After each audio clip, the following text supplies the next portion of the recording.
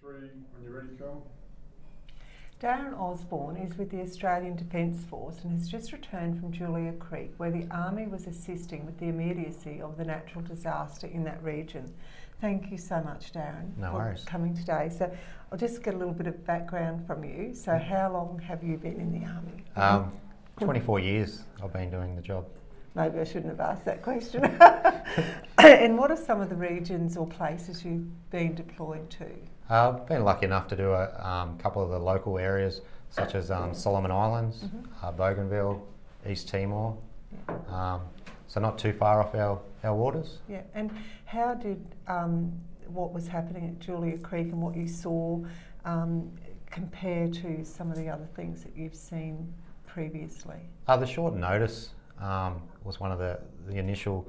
We're given 15 hours to be out the door to build our installation and have it ready to go on a plane. Whereas when you're deployed, you have a lot more notice, preparation time. Basically, get yourself ready to roll. That wasn't the case. But we had a lot of young blokes that are new to the Army, gave them the opportunity to see how quickly things can happen and the reasons that we train and the reasons that you do the training is so that when you have to reply quickly, you can actually do it. And how do you go about being deployed? Where does that come from to? So there's a rotational system where there's online capabilities. So currently we are not online. A different region is online. However, the nature or the size of the scale of the flood assist required us to be in a couple of different locations. So then we were asked to come along and support a separate region as well. So are you briefed before you go out what you're going to expect or have to deal with? Normally you would be, but as I said, like the 15 hours, the window was tight. We were given basic information, and we received it on the go, if that makes sense. And Darren, from your point of view, when you arrived out there, what was the feeling in the community? Was there a sense of helplessness? Look, when we arrived, so I arrived in Julia Creek, we were treated like rock stars, and I don't think we're rock stars, we were just doing our job that we're trained to do. You could see the hurt in people's eyes. Some of the farmers, until you actually see it yourself, you'd never understand the full hurt. And I can honestly say that I've seen people that are at their lowest. But then, like the little 1%ers that we did, gives a little bit of a glimmer of hope, a little bit of morale, a bit of laughter, new people to talk to and share. So yeah, it was an eye-opener for myself, and I know from some of the other boys that I had there with us. Yeah. So we've spent a few days out there just chatting to people, and they all said, you know, how you just broke that monotony and did give them some hope. So what was your feeling? I know you said you were treated like rock stars, so the acceptance in the community. I think we had a dominant male group that went across there.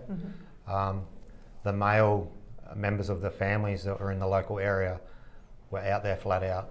So the children didn't have a father figure, if I can speak, for that short period of time. So for us to be able to engage in the local community and such as the schools and the kindergarten, it sort of took a little bit off the fathers that are out there doing what they could to save their cattle that were still surviving. Yeah, and in situations like that where they're probably going home to such sadness, I think from what we heard out there, you gave the kids a bit of fun in their day and made it exciting for them, and that's something that they'll never forget. Yeah, look, it was, so I've got 3 daughters of my own, so I know from that side, it gave us a chance to engage with the locals, and something so small made a big impact for them. And look, I've made some friends there now that I have for life in such a small window. Yeah. So that's what the community is. Yeah. When we were flying back today, I was sitting next to this chap who had been affected at Grazier, and you know, I was sort of trying to think of what I was going to ask, and he said, those fellas, they were heroes. They made us feel safe. They gave us hope. They made us feel that, or we realised that all of Australia knew what we were going through because they were there. Yeah, look, that's nice to hear. I personally would say we're not the heroes. We were just doing our job that we're trained to do, whether it be in Australia or overseas. The real heroes are the farmers or the local community. They took us in, looked after us better than what they're looking after themselves. The hospitality of the food that we were given, the accommodation, vehicles, we were looked after well. So I must say that we're not the heroes, they are the heroes. So what was your actual role out there? So we had, there was two groups. There was a group from Townsville and a group from Amberley. There was a group that had the avgas, so refuelling a lot of drum stock, so that the drum stock could be then moved on to utilised for the local farmers' helicopters. And then we had what we call AVTUR, so Jet A1 to the locals. We had a setup there that we could then refuel the MRH 90 helicopters, the military ones, that were moving hay to further regions.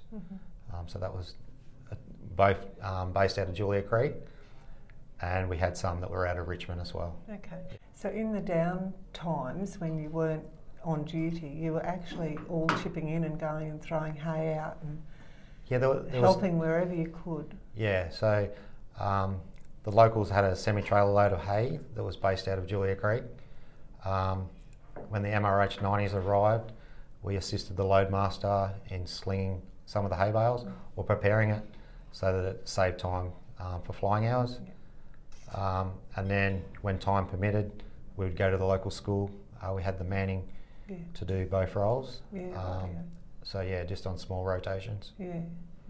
No, well, Darren, thank you so much for going out and helping all our friends in their time of need. I'd just like to say thank you to the community. From the bottom of my heart, they opened up to us, and I look forward to getting out there again in the near future.